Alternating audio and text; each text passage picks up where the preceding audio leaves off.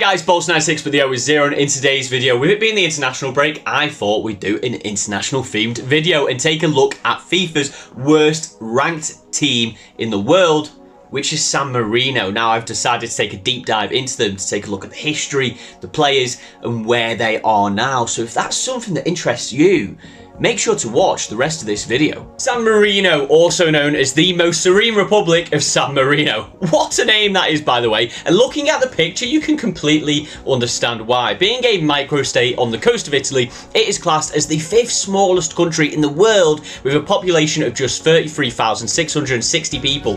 Thank you, Wikipedia. To put that into perspective of just how small this country is, the population of the UK, which is a small country in and of itself, is 67.33 million. Meaning that the entire population of San Marino could fit into the UK 2,000 times over. The population of Paris is 2.16 million, which is 64 times more than San Marino's. The population of Munich is 1.47 million, which is over 43 times more than San Marino's. Hell, even the population of Blackpool is 141,600, which is over 4 times more than the entire population of San Marino. Can you imagine the San Marinese eating rock and riding the big one roller coaster? Anyway, I think you get it. The place is tiny, which means the pool of talented football players is very small indeed, virtually consisting entirely of amateur and semi-professional players who deliver mail, sell cars, and perform dentistry during the day, and play football against the likes of Harry Kane, Kylian Mbappe, Toni Kroos, and Kevin De Bruyne in 70,000-seater stadiums all around Europe during the evening. It's not a bad gig for them, is it? But it does result in San Marino being the lowest ranked FIFA-affiliated national team, and a record that looks like something from a horror movie. In 207 international matches, starting with their first ever match in 1986 against the Canada under-23 team, they have lost 196 of those matches, drawn 9 and won just 1 game. In all of those matches, they have scored just 31 goals, meaning on average they score once every 6.5 games, and they've conceded an astronomical 834 goals, making it an average of 4 goals conceded per game. They've conceded at least 10 goals in a single match on 8 separate occasions, with one of those, for a time being, the European Championship record when Germany beat them with a huge 13-0 victory. They also set a European record for going 20 matches without scoring between 2008 and 2012, and they average less than 8 goals per decade. They score as many goals in a decade as they concede in just 2 games. As a resident and fan of one of the most influential footballing nations in the world, the numbers of the San Marino national team history are almost unfathomable, and from the outside looking in, you would figure it to be a pretty miserable experience being a San Marino fan. But you know what? They're just overjoyed to be involved, and the absolute bedlam from the team and the handful of fans in the stands when they score, or even on the incredibly rare occasion where they draw a game, is genuinely so heartwarming that you've just got to admire their perseverance. A committed fan base who follow their team all around Europe, knowing that their team are going to lose, but they simply don't care about that, and they continue to stand strong in their support of a national team who have won once in 38 years. Perhaps some of the modern day glory hunting fans could learn a lesson or two from them. There is a certain level of romance to the way they continue to duke it out with Europe's elite as the country continues their most underdog stories on the never-ending journey to try and jump off the bottom of that FIFA ranking. Whether that will ever happen, well, it's hard to envisage in all honesty. They show more fight and determination than most, but with the aforementioned tiny pool of players to choose from, how could they do it? Before we take a look at the playing squad, I'd like to ask you to take a look at the subscribe button below this video. Now that you've done that, give it a press. Go on, I'll wait. Done it? Okay, good, let's get on with the rest of this video. The squad virtually all play at an amateur level around their day jobs. Even the previous manager, Fabrizio Costatini, was working in a furniture warehouse alongside coming up against some of the best footballing minds in the world. They have recently managed to acquire a manager who has a lot of experience in the game and could be considered a bona fide professional manager in Roberto Savoli, although the same can't be said for the players. The goalkeeper, Elia Benedettini, uses his hands for his day job, as well working for a transport company, whilst midfielder cum defender and long-time servant of his national team, Manuel Bastatini, is a house painter for a living, and centre of the park, Alejandro Golinucci, who scored one of San Marino's most recent goals, works by day day at a toy factory. These are just some of the professions of some of the team's most important players, and it just perfectly illustrates the story of the San Marino national team.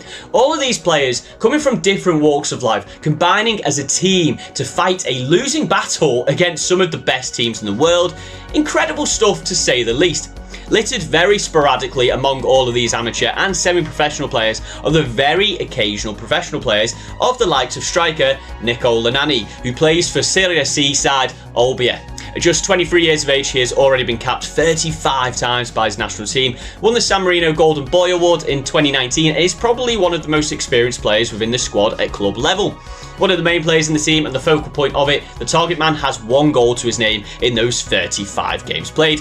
Not exactly an outstanding ratio, but to be on the highly exclusive list of San Marino's goal scorers and to have contributed 3% of your nation's entire goal record with that 1 goal is mightily impressive.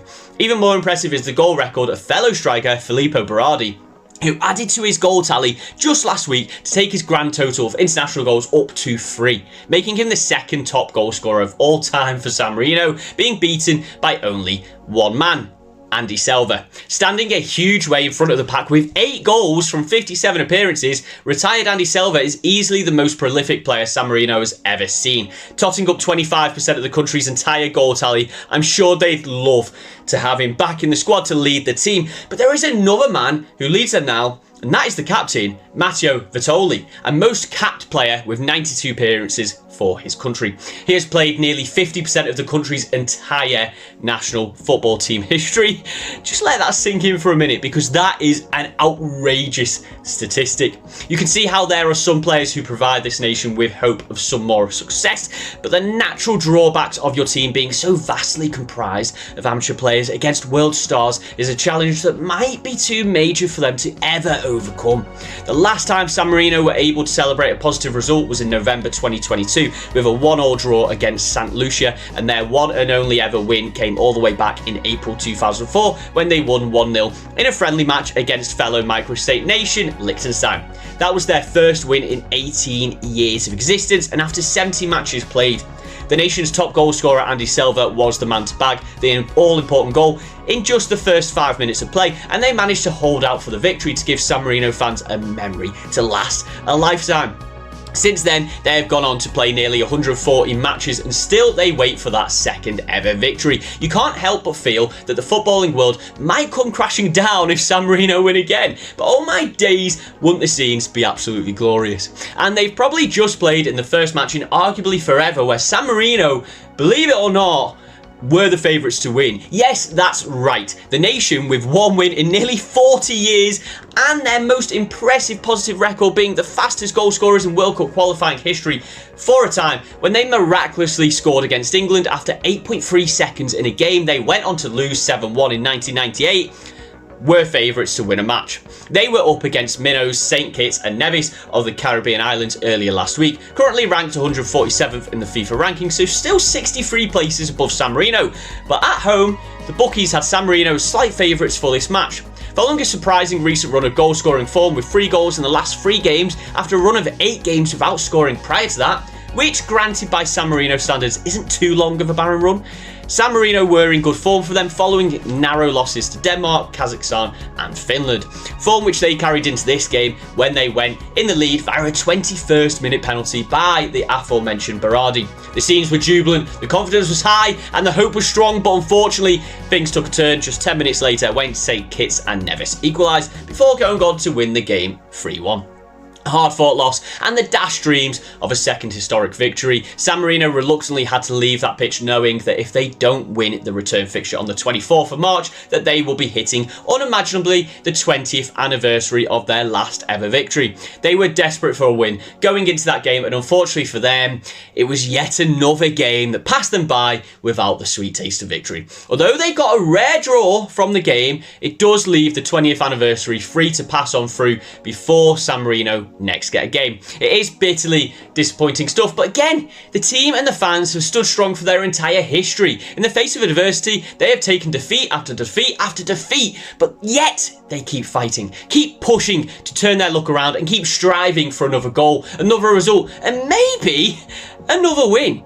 History is against them, but recent form brings with it hope. With a new manager and more professional players joining the ranks, are things looking up for an international team who have spent their lives at the bottom? And there we are, guys. If you liked the video and you'd like to see more content just like this where we take deep dives into different nations, different clubs, please do let me know down in the comments below, and please remember to like and subscribe to make sure that you keep getting content just like this every single week. If you want to catch me across all my other socials as well, I am on Twitch where I do all of my streaming, Instagram, TikTok and X, as well as YouTube where you're watching this video, all under the same handle, Bolts96.